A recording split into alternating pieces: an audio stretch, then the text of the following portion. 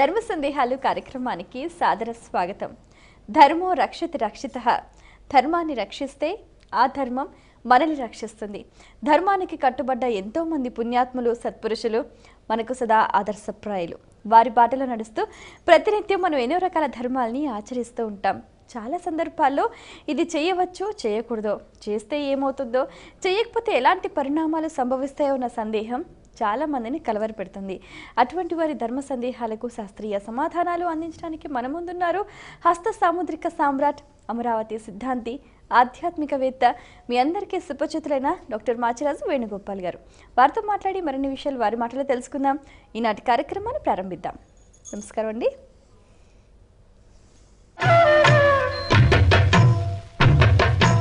మొదటి ఉత్తరం చూద్దామండి.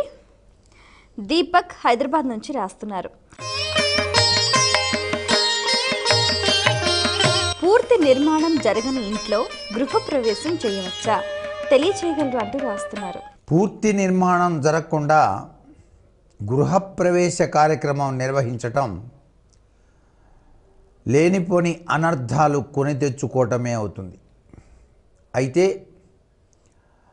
ఆ యొక్క ఇంటికి పైభాగాన కప్పు వేసి తలుపులు దర్వాజాలు ఉంచి లోపల బండలు వేయకపోయినా, లోపల డెకరేషన్స్ వంటి నిర్మాణాత్మకమైనటువంటి చర్యలు చేయకపోయినా, గృహప్రవేశ ముహూర్తాలు మరలా లేవు అనేటువంటి సంకల్ప తత్వం కనుక ఉన్నట్లయితే ఆ ఇంటిలోనికి గృహప్రవేశం చేయవచ్చు. కానీ పూర్తి నిర్మాణం అంటే ఇక్కడ ఆలోచించాల్సింది ఏమిటంటే, కిటికీలు దర్వాజాలు కూడా పెట్టకుండా, తలుపులు పెట్టకుండా గృహప్రవేశం చేయటం అనేది మాత్రం అనర్థదాయకమైన ప్రభావాన్ని ఇస్తుంది.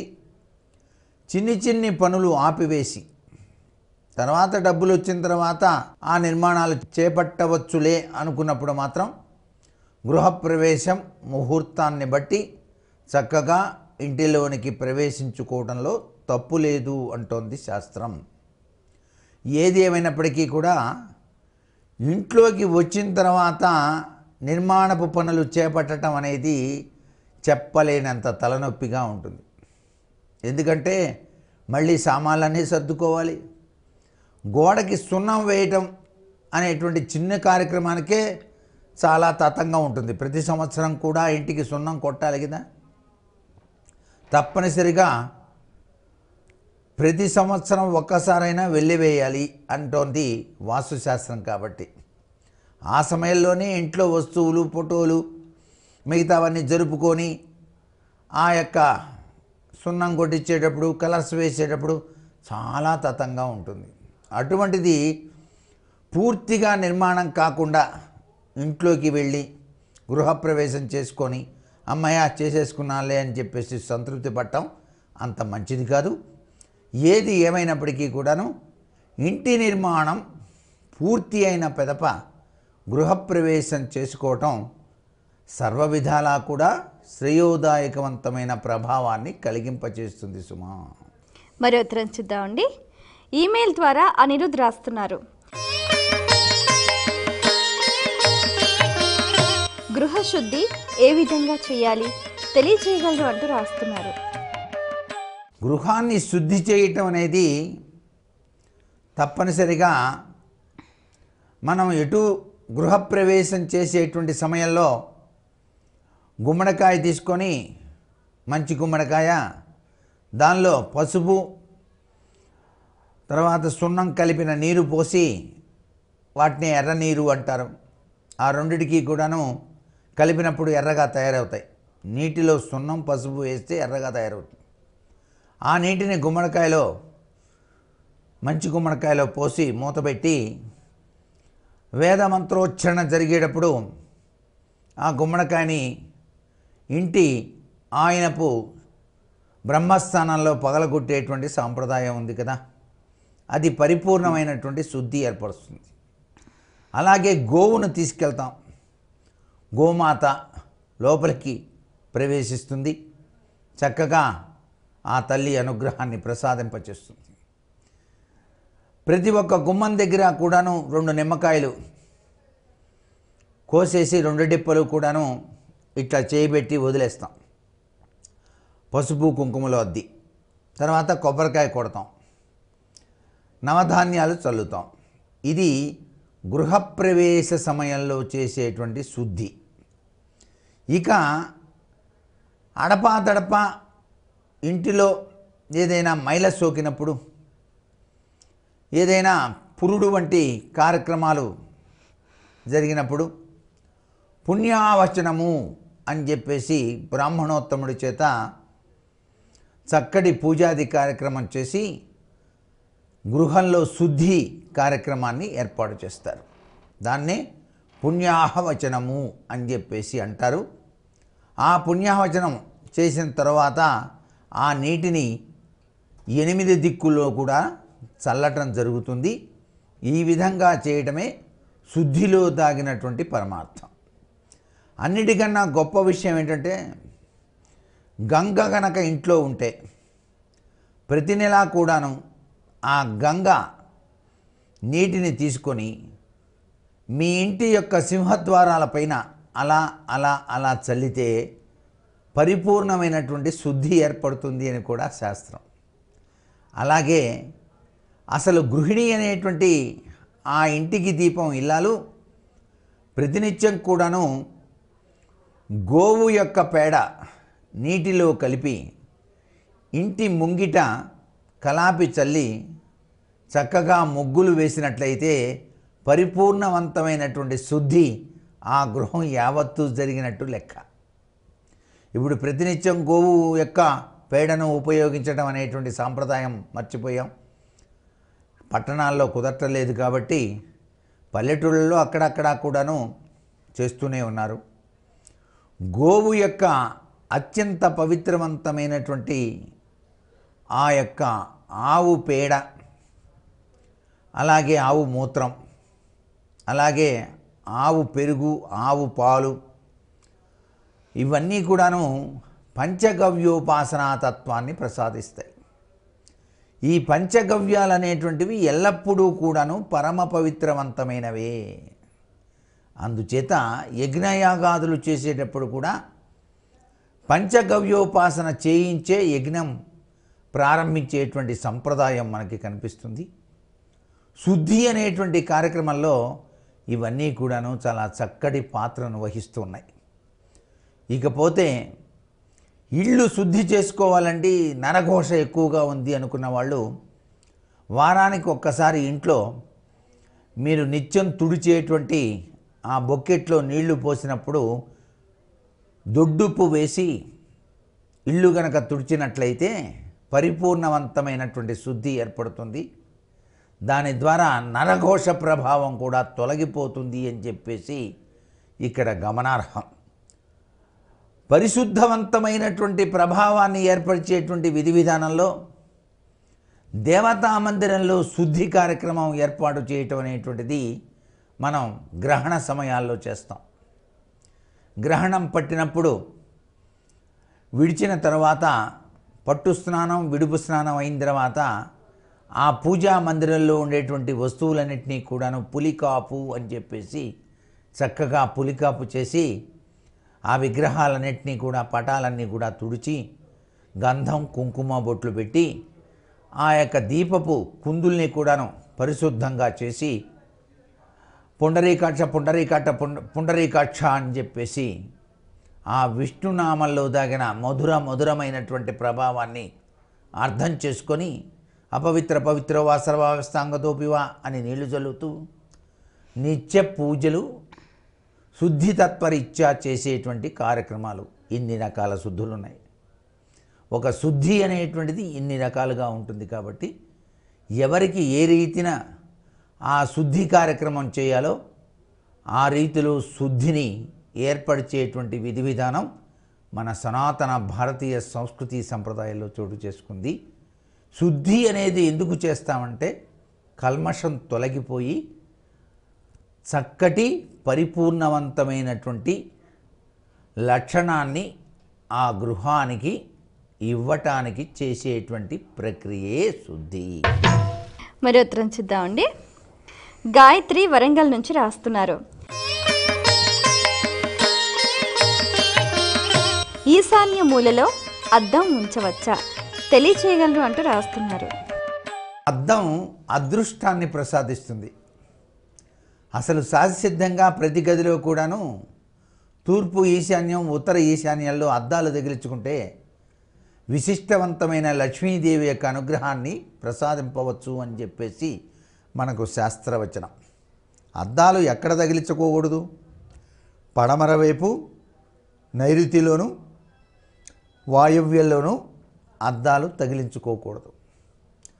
గదిలో ప్రతి ఒక్క గదిలో కూడాను ఈశాన్యం అద్దం తగిలించడం లక్ష్మీ కళకు ప్రాధాన్యతను ఇస్తుంది. కాబట్టి అద్దం వెనకాల దాగిన అద్భుతవంతమైనటువంటి లక్ష్మీతత్వాన్ని అర్థం చేసుకొని పగిలిన అద్దం లేకుండా ఇంట్లో చూసుకోండి.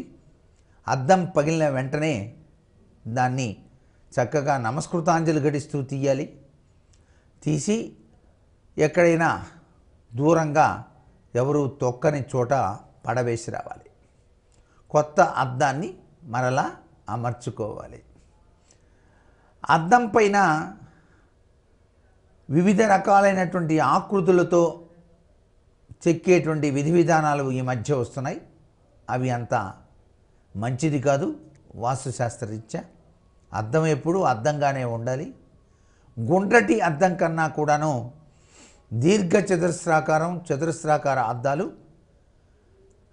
అదృష్టకరమైన ప్రభావాన్ని కలిగింపచేస్తాయి అంటోంది శాస్త్రం. మరో ఉత్తరం చూద్దామండి. ఈమెయిల్ ద్వారా కిరణ్మయి రాస్తున్నారు.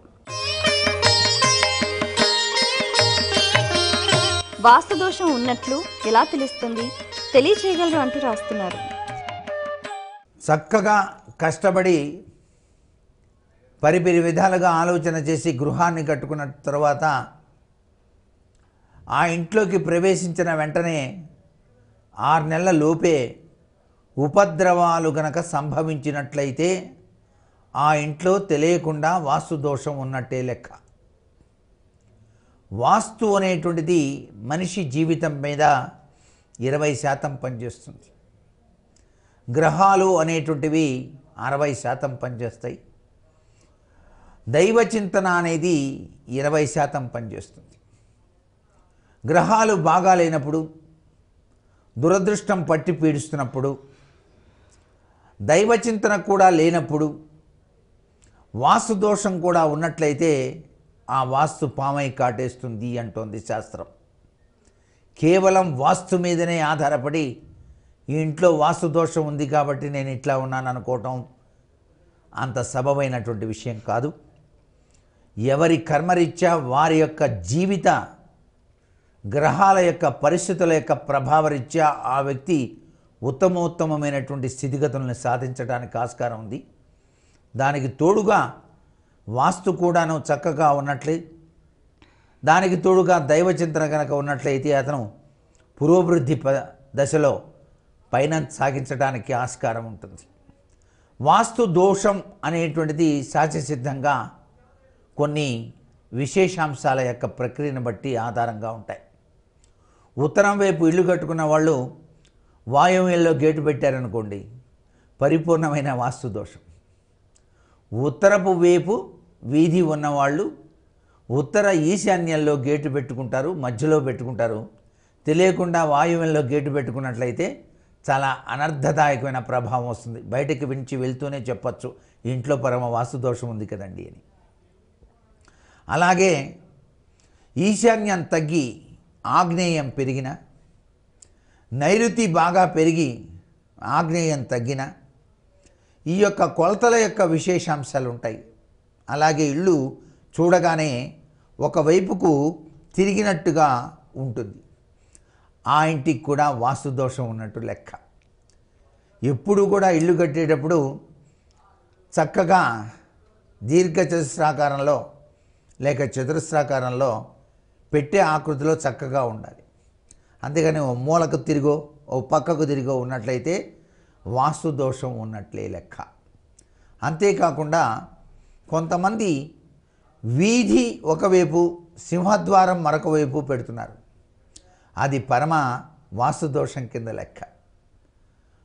తూర్పు వైపు రోడ్డు ఉండి చక్కగా ఉన్న స్థలంలో తూర్పు ఈశాన్యంలో సింహద్వారం పెట్టకుండా ఉత్తరం వైపు మాకు చాలా బాగుంటుంది అని భావిస్తున్నాను అని చెప్పేసి ఉత్తరం వైపు సింహద్వారం పెడితే అనర్థమే కదా.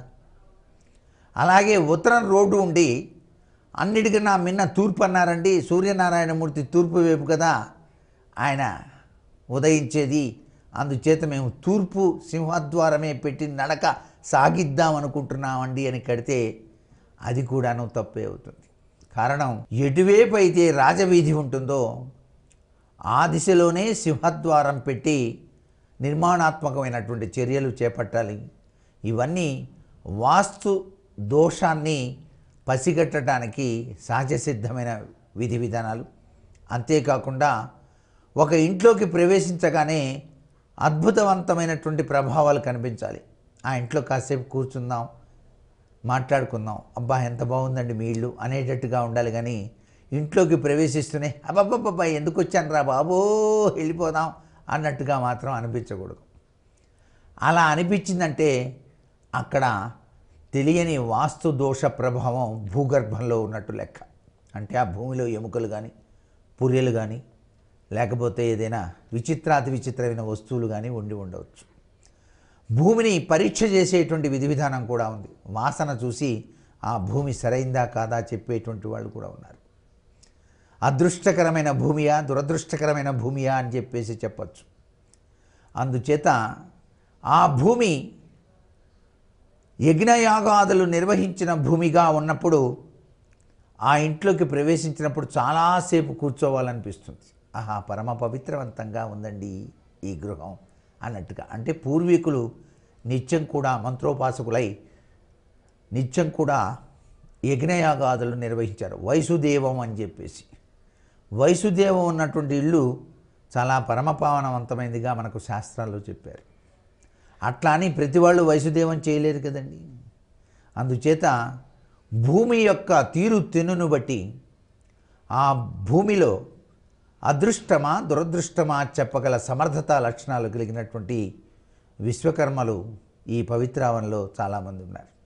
ఏదేమైనప్పటికీ వాస్తు దోషం ఉన్నది అనే ఇంట్లో అన్నిటికన్నా మూల సూత్రం నిద్ర పట్టకపోవడం. ఆ ఇంట్లో వాస్తు దోషం ఉంది బాబో అన్నారు అంటే నిద్ర ఆ ఇంటి యజమాని సరిగా పోవట్లేదు అని. ఏ ఇంట హాయిగా నిద్ర పడుతుందో ఆ ఇంట వాస్తు దోషం లేనట్టు లెక్క, గుర్తుపెట్టుకోండి. ఇవన్నీ కూడా సూత్ర ప్రాతిపదికలు. మరి ఉత్తరం చూద్దామండి. వాసుకి కరీంనగర్ నుంచి రాస్తున్నారు.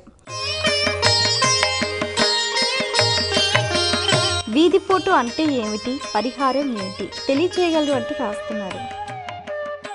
వీధిపోటు అనేటువంటిది అయస్కాంత తత్వంలో దాగిన అద్భుతమైనటువంటి వాస్తుసూత్ర ప్రభావం.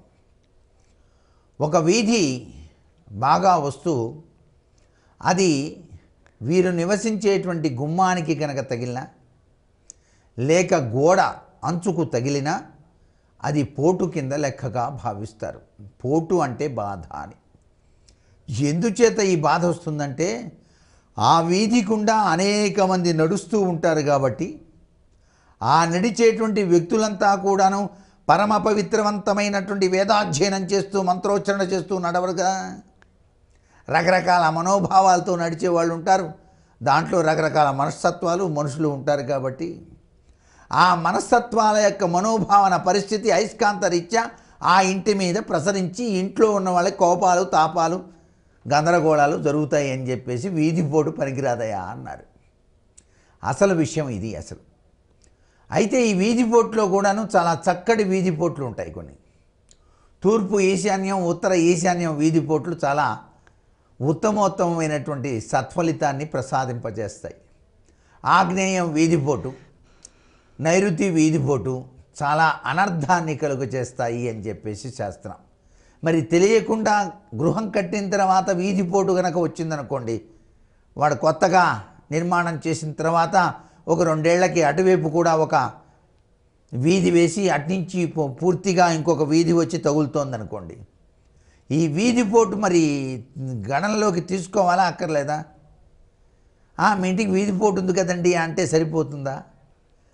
అంటే ఇప్పుడు మనం గుర్తుపెట్టుకోవాల్సింది ఏంటంటే, మీరు ఉన్నటువంటి బజార్ ఉందే విశాలంగా ఉండి, ఇంకొక వీధి నుంచి వచ్చేటువంటి వీధి వైశాల్యం తక్కువగా ఉండి ఈ విశాలంగా ఉన్నటువంటి వీధిని కనుక తినేస్తే ఆ వీధి పోటు ఏం చేయదు. ఇది బాగా గుర్తుపెట్టుకోండి.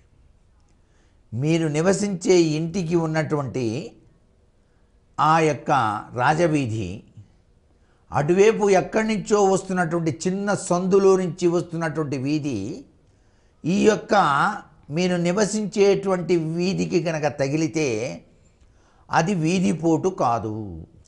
వీధిపోటు నుంచి రక్షణ కోసం ఏం చేయాలి? మనం అశోక చెట్టు నాటాలి. ఆ వీధిపోటు వచ్చి కనుక అక్కడ కనుక పడుతూ ఉన్నటువంటి ప్రాంతంలో కాస్త మట్టి తీసేసి అశోక చెట్టు కనుక నాటినట్లయితే కాలిన శరీరానికి బర్ణాలు పూసినట్టుగా ఉపశమనం అవుతుంది. అంతేకాకుండా వినాయకుడిని పెట్టానండి వీధిపోటు అంటారే, ఆ వీధి ఎంతైతే విశాలంగా ఉందో వచ్చే పోటు అంత విశాలం కలిగిన వినాయకుడిని పెట్టాలి ఇక్కడ. అంతేగాని చిన్న బొమ్మ తీసుకొచ్చి పెట్టాను సార్ అయిపోయిందంటే కుదరదు, చాలా తప్పు అన్నమాట. అది ఎంతైతే విశాలంగా ఉందో అంత విశాలం కలిగిన వినాయకుడి విగ్రహాన్ని అక్కడ పెట్టుకోవాలి. ఆ వీధి నుంచి వచ్చేటువంటి పోటు ఈయన మీద పూర్తిగా పడేటట్టుగా. ఈ తొండం స్వామి గారు తొండంతో దాన్ని పో అవతలికి అంటాడు. అక్కడ ముఖ్యమైనటువంటి ఉద్దేశం ఇది. అంతేగాని వీధిపోటు ఉన్న ప్రతి వాళ్ళు చిన్న వినాయకుడి బొమ్మ పెట్టి మేము వీధిపోటు నుంచి బయటపడ్డాం అనుకోవటం కూడా వాస్తుశాస్త్రంలో సరైనటువంటి విషయం కాదు. ఇది చాలా బాగా గుర్తుపెట్టుకోవాలి ఇటువంటి విషయాలు. అన్నిటికన్నా సూత్ర ప్రాతిపదిక కలిగింది అశోక వృక్షం. అశోక చెట్టు కనుక నాటుకున్నట్లయితే జగన్మాత యొక్క అనుగ్రహ కరుణాకటాక్ష వీక్షణాల వల్ల మీకు వీధిపోటు నుంచి రక్షణ ఏర్పడుతుంది అని చెప్పేసి చెప్పడంలో ఏమాత్రం సందేహం లేదు. చాలా సంతోషం అండి. మీ సమయాన్ని కేటాయించి మా ప్రేక్షకుల ధర్మ సందేహాలకు శాస్త్రీయ సమాధానాలు అందించినందుకు ధన్యవాదాలు. సర్వే జనా సుఖినో భవంతు. వీక్షించారు కదండి, ఇది ఇవాల్టి మన ధర్మ సందేహాలు కార్యక్రమం. మీకు కూడా ఏవైనా ఆధ్యాత్మిక ధర్మ సందేహాలు కలిగితే మా ఈ కార్యక్రమానికి మీ సందేహాల్ని క్లుప్తంగా సూటిగా స్పష్టంగా పోస్ట్ కార్డ్పై లేదా ఈమెయిల్స్ ద్వారా రాసి పంపించండి. మా చిరునామా ధర్మ సందేహాలు, కేర్ ఆఫ్ భక్తి TV, road number 92, Jubilee hills, Hyderabad 5,96,000. మా ఈమెయిల్ ఐడి bhaktihyd@gmail.com. మరో కార్యక్రమంలో మళ్ళీ కలుసుకుందాం. అంతవరకు సెలవు.